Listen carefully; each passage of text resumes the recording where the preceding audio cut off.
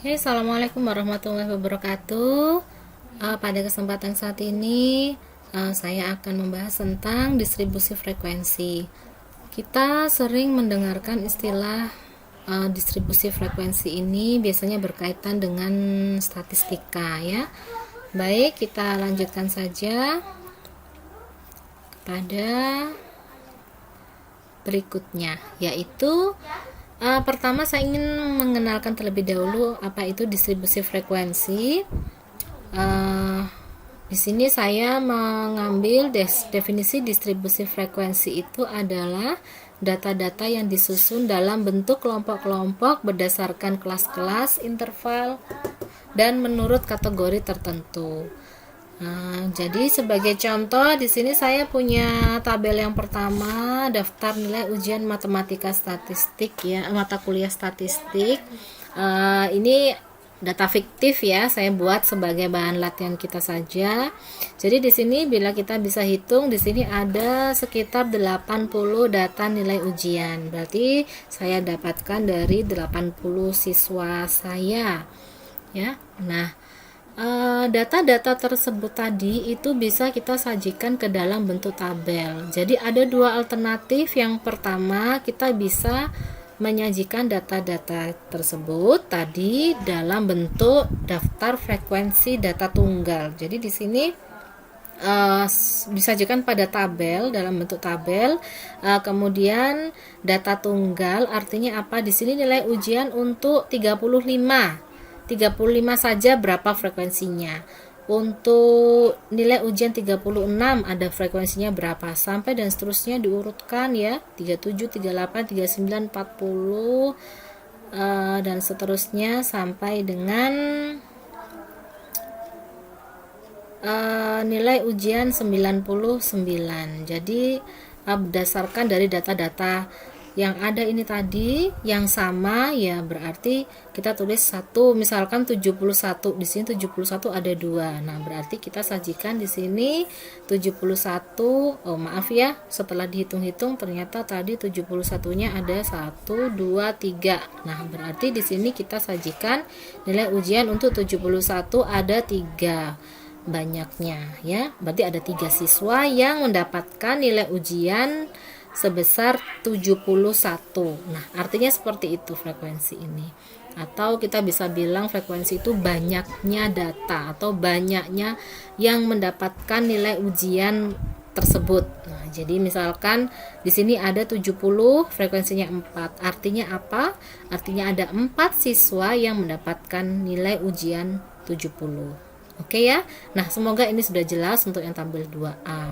Nah, berkaitan dengan judul kita tadi, distribusi frekuensi. Nah, di tabel 22B ini merupakan daftar frekuensi yang disusun dari data-data yang sudah dikelompok-kelompokkan pada kelas yang sesuai dengan selang atau interval, ya. Jadi di sini ada kelas-kelas ini nanti ada caranya dalam menyusun, ada aturannya, ya. Jadi misalkan nggak boleh kita sembarangan. Kalau kelas pertama itu 31 sampai 40, nanti kelas kedua itu 41 sampai 45 aja deh, gitu. Nggak boleh. Jadi menyusun kelas di sini bukan sesuka hati kita, ya. Jadi ini saya sajikan dulu sebagai contoh atau gambaran kayak apa sih distribusi frekuensi itu. Oke. Selanjutnya kita perlu mengenal beberapa istilah pada tabel distribusi frekuensi. Jadi anggaplah Anda sudah punya yang namanya tabel distribusi frekuensi, ya. Wajahnya seperti ini bentuknya. Nah, di sini yang pertama adalah ada istilah range. Range itu kita bisa mendapatkan dari selisih antara nilai yang paling tinggi dengan nilai yang paling rendah pada data itu, yaitu kita istilahkan range. Kemudian ada istilah batas bawah kelas. Batas bawah kelas yaitu apa? Nilai terkecil yang berada pada setiap kelas. Di mana kita lihatnya? Nah, kita lihat di sini di kolom yang kedua ini. Nah, pada tabel 3 ini berarti batas kelas untuk kelas yang pertama, batas kelas bawahnya yaitu 31, batas atas kelas yaitu 40. Nah, untuk kelas yang kedua berarti batas bawahnya 41, batas atasnya 50. Nah, untuk kelas yang ketiga berapa batas bawah kelas? Yaitu 51 dan batas atas kelas yaitu 60 dan seterusnya. Jadi kalau kita melihat pada selang di sini, ini yang sebelah kiri ini 31, 41, 51 ini batas bawah kelas, dan yang di sini 40, 45, 60 ini batas atas kelas. Nah, itu kita sepakati dulu. Kemudian ada istilah tepi kelas. Nah, tepi kelas itu adalah didapatkan dari batas atas ditambah dengan 0,5. Nah, contohnya untuk kelas yang pertama, batas atas kelasnya berapa? Ya, jadi batas tepi kelas atas, maka kita perlu melihat batas atas kelas yaitu 40 untuk kelas yang pertama ya, ditambah dengan 0,5. Jadi kita dapatkan tepi kelas atas yaitu 40,5. Kemudian tepi kelas bawah itu kita dapatkan dari batas bawah kelas dikurangi dengan 0,5. Jadi tepi kelas bawah untuk kelas yang pertama yaitu 30,5 didapatkan dari 31 dikurangi 0,5. Nah, itu ya. Jadi tadi kita sudah kenal batas atas, batas bawah kelas, batas atas kelas, tepi kelas atas, tepi kelas bawah. Nah, kemudian kita perlu mengenal tentang panjang kelas. Ini penting ya, karena nanti kita bisa menentukan selang-selang pada tiap kelas ini bergantung pada panjang kelas yang akan kita tentukan tadi. Nah, jadi panjang kelas ini adalah jarak antara tepi kelas atas dengan tepi kelas bawah. Jadi ini kita sebut panjang kelas untuk kelas yang pertama didapatkan dari tepi kelas atas yaitu 40,5 dikurangi dengan tepi kelas bawah yaitu 30,5. Hasilnya adalah 10.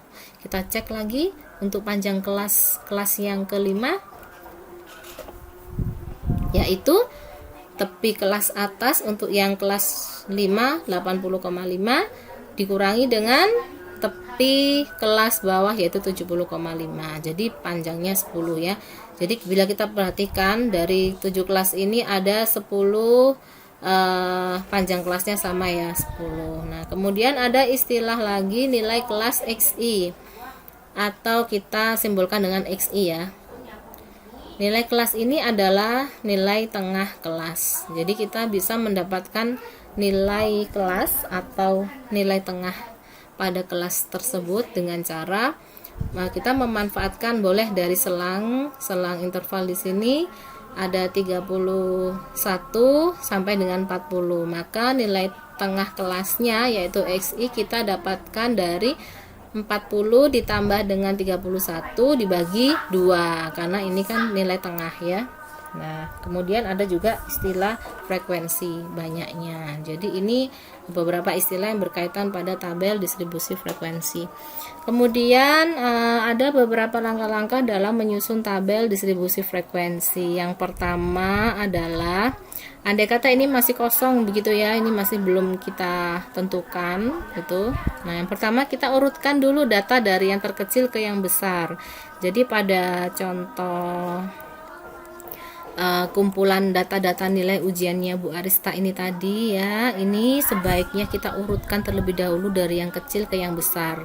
Kalau saya perhatikan di sini saya punya nilai yang paling kecil adalah 38. Kemudian dilanjutkan berapa lagi ya kira-kira 38, 43 begitu ya, dan seterusnya sampai dengan yang paling besar adalah 99. Nanti Anda coba sendiri ya untuk mengurutkan. Nah, kemudian langkah kedua adalah tentukan range, rentang atau jangkauan. Jadi jangkauan ini distribusi frekuensinya ini ya, yaitu jangkauannya adalah bisa kita lihat dari nilai maksimum dikurangi dengan nilai minimum. Nanti Anda tentukan itu. Kemudian tentukan banyak kelas yang diinginkan. Jadi banyak kelas ini, dari ada kelas 1, kelas 2, kelas 3, kelas 4, kelas 5, kelas 6, kelas 7. Ini ada 7 kelas ya. Ini dapatnya dari mana kok bisa ditentukan 7 kelas? Itu saya menggunakan aturan Sturges. Banyak kelas sama dengan 1 ditambah 3,3 log n. Nah, di mana n-nya ini adalah banyaknya data. Jadi bila berdasarkan contoh nilai statistik saya tadi, nilai ujian statistik pada siswa saya itu siswa datanya sebanyak 80, berarti n-nya ada 80. Nah, cari lognya gimana? Gampang, Anda bisa gunakan alat ya, salah satunya mungkin kalkulator yang saintifik, atau mungkin Anda bisa cari dengan menggunakan Excel atau tools-tools yang lain. Boleh. Setelah itu baru kalau misalkan ya, jika misalkan hasilnya adalah desimal, boleh Anda bulatkan ya. Bulatkan ke atas juga boleh. Misalkan 70,1, jadi saya menentukan ada 7 kelas gitu. Nah, kemudian kita sudah punya bayangan ya, ada 7 kelas yang akan saya gunakan.